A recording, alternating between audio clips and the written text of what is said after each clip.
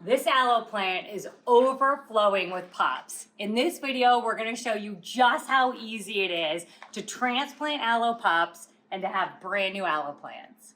First thing to do before you start pulling your pups is to go ahead and get your soil mixture and your pots ready so you're good to transplant right away.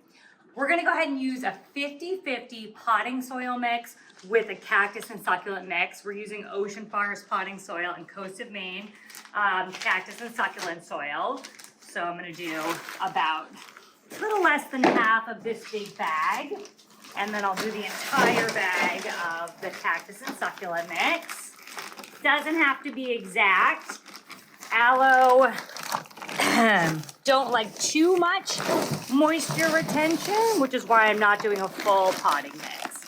And I'm gonna add an entire bag of cactus and succulent soil, which allows for some moisture retention, but also some good drainage and aeration. Put that in there.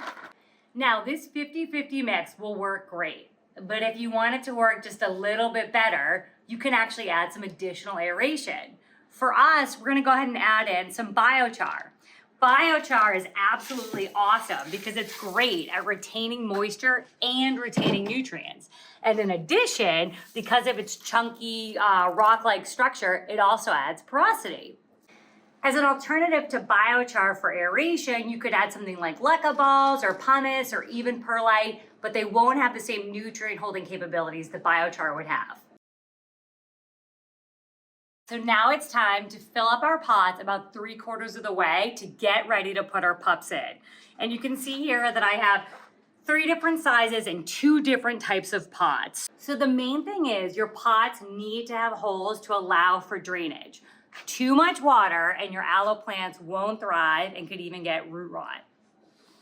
If you're worried that you're going to be overwatering your aloe, if you're someone who tends to do that, which is definitely me, you can go with a terracotta pot. It's quicker to wick away moisture and allow the soil to drain faster. If you're disciplined about not overwatering your aloe, you can go ahead and go with a plastic pot. All right, so now that I've selected my pots, I'm gonna get each of them about 3/4 of the way full, just to make it really easy to put the pups in. And I have a couple different sizes because I have a few different sizes of pups. This is the pot that we're gonna be pulling aloe pups from. And if you can believe it, we've already removed a bunch from this pot over the last couple months. It's super simple, let's get right to it. So this is the original aloe plant that we had potted in this 30-gallon pot. And if you can believe it, every other aloe plant in here is a pup that has grown off of that original main shoot. So what I'm gonna do is just show you exactly how I pluck them out. Obviously this pot's too big and it would break a lot of the stems if I tipped it over. So what I'm gonna do is I'm just gonna find one that I wanna remove. I'm gonna start with this nice one right here, kind of a great size. And I'm gonna dig down as deep as I can. And the goal there really is to get as much root matter as possible. Boop, and then it should pop off.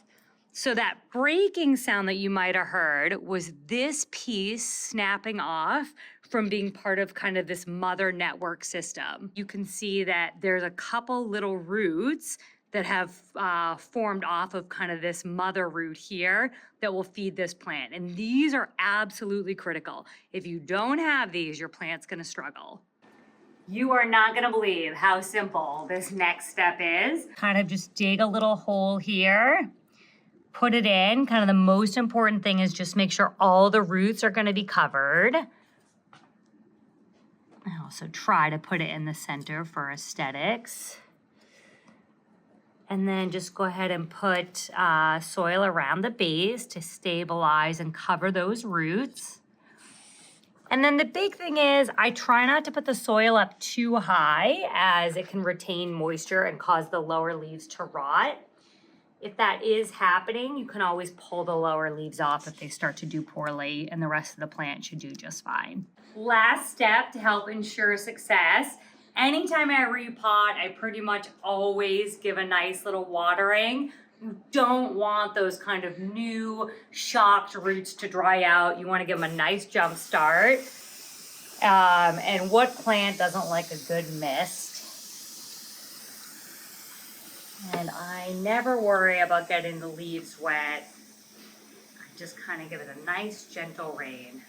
Well, one down and a whole bunch left to go. But I hope you enjoyed this video on how to make your Aloe Pups into brand new plants. And if you did, I hope you like and subscribe on more great tips on how to grow life where you live. Bye, everybody.